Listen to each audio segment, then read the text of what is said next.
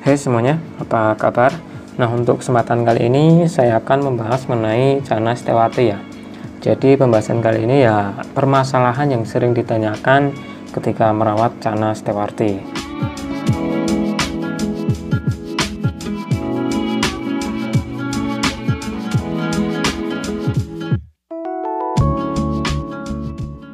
Nah, hal pertama yang akan saya bahas itu dari segi mental terlebih dahulu ya. Karena ini pertanyaan yang sering ditanyakan terutama untuk flaring tangan ya.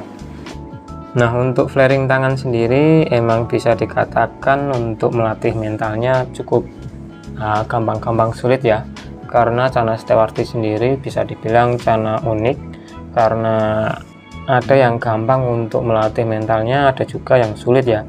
Seperti halnya ketika merawat Channa Limbata, itu juga ada yang mudah ketika melatih mentalnya, namun tidak lepas juga banyak sekali untuk melatih mentalnya sulit ya, bahkan mojok. Nah, untuk penanganan ini supaya flaring tangan, kalau menurut pengalaman saya pribadi ketika merawat Channa Setewati ini, yaitu ya sering-sering saja diajak interaksi, terus sering sesekali diketuk kacanya seperti ini.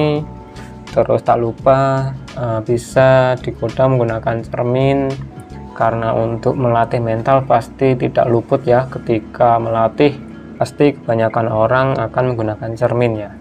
Dan ketika di cermin kok tidak mau merespon atau si ikan itu malah nguncup, ya ditunggu saja, nanti lama-kelamaan si ikan pasti akan mulai merespon atau si ikan akan mulai mau flaring dengan cerminnya. Nah, langkah awal ya seperti itu, biasakan dulu si ikan supaya si ikan itu mau flaring dengan cermin.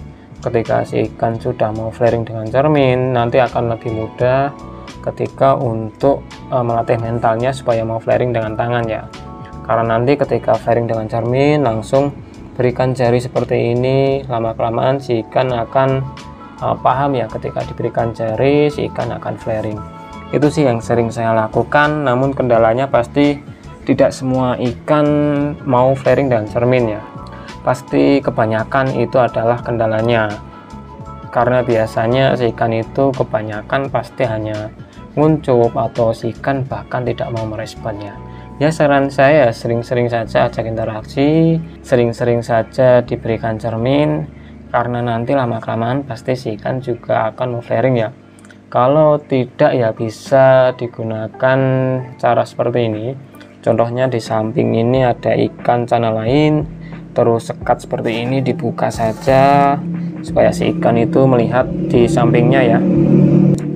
Nah, seperti ini si ikan melihat di sampingnya, si ikan mau merespon, dan nanti lama-kelamaan juga si ikan akan mau mulai flaring ya. Nah, ketika flaring seperti ini atau si ikan mau merespon, itu bisa diberikan cermin di samping sini, nanti juga si ikan akan terbiasa. Itulah cara yang saya ketahui ya ketika melatih mental untuk Channa Setewati sendiri berdasarkan pengalaman saya. Nah, pertanyaan lain yang sering ditanyakan itu juga dari dot si ikan. Apakah dot di badan itu bisa ditambah, Bang? Bagaimana caranya? Nah, kalau masalah dot sendiri setahu saya itu dari bakat ikan sendiri ya. Mau di treatment bagaimanapun ya nanti tidak bisa banyak seperti yang diharapkan ya. Contohnya untuk ikan saya saja dari dulu sampai sekarang ya hanya seperti ini, tidak bertambah, bahkan ada yang hilang karena si ikan itu menggesekkan badannya ke pasir ya. Jadi untuk sisiknya itu terkelupas. Nah, untuk masalah dot ya seperti yang saya bilang, kalau saran saya ya cari atau pilihlah ikan dengan bakat yang bagus ya, atau dotnya itu sudah banyak dari kecil, itu lebih bagus lagi nantinya ketika si ikan besar akan tampak bagus ya. Itu saran saya. Jadi pilih bakat ikan itu dari kecil emang sudah bagus dari dotnya sendiri. Nah, untuk warna itu juga ada yang bertanya, atau bagaimana Bang treatmentnya supaya warna sirip itu biru, punya saya kok transparan atau punya saya kok masih pudar.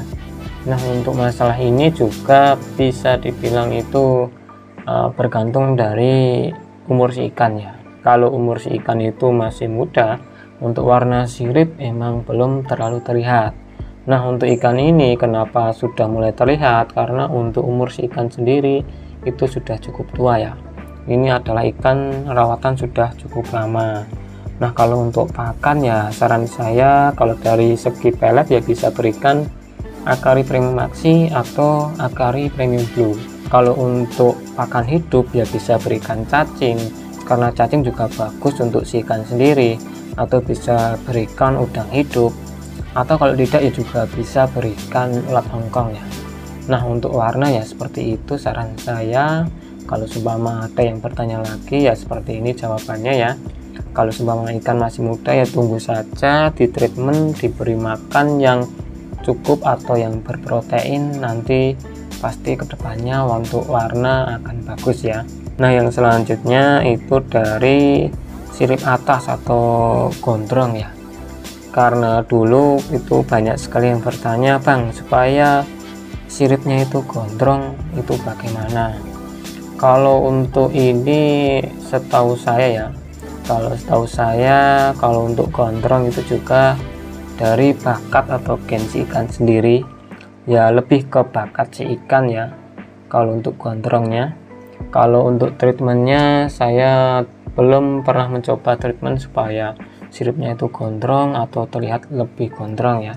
Kalau untuk masalah ini ya jawaban saya hanya simpel, yaitu ya bisa dibilang ya berpengaruh untuk gen atau bakat si ikan sendiri ya. Nah, kenapa kebanyakan yang saya jawab itu dari bakat ya, karena untuk bakat si ikan itu sangat mempengaruhi nanti kondisi si ikan selanjutnya atau perkembangan si ikan ke depannya ya. Jadi ya mau tidak mau cari bakat yang bagus ya kalau seumpama kalian ingin mempunyai ikan sesuai dengan yang kalian harapkan ya.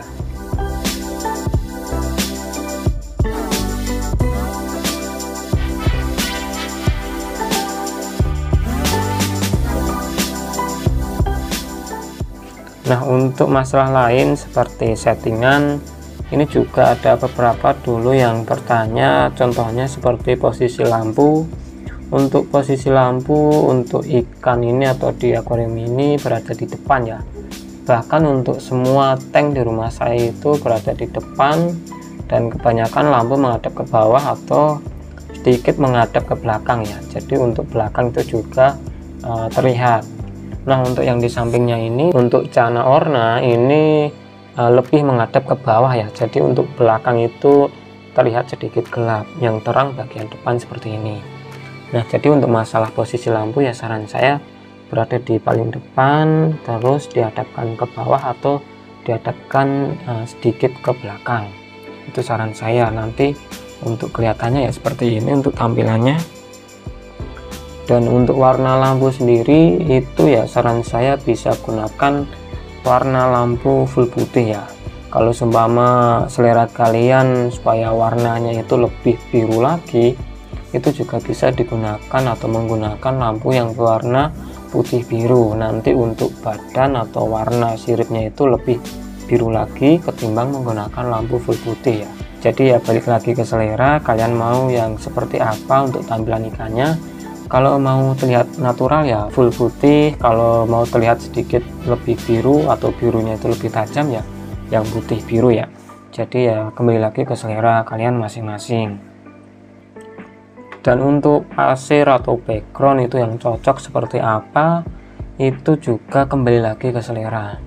Nah, untuk contoh saja ini adalah settingan dengan background putih, terus dasaran itu ya berwarna gelap ya, tidak cerah. Kalau cerah contohnya ya seperti pasir yang berwarna putih seperti pasir Bali atau pasir silika dan lain sebagainya. Ini adalah contoh untuk settingan background putih terus pasir itu berwarna gelap. Untuk settingan ini itu untuk warna ya terlihat cerah ya.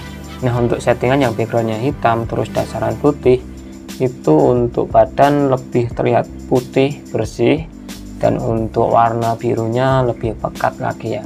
Kalau ingin melihat contohnya bisa cek saja di channel saya karena sudah ada contohnya untuk settingan yang menggunakan background hitam seperti apa, terus pasir putih, itu sudah ada ya videonya di channel saya, bisa cek saja.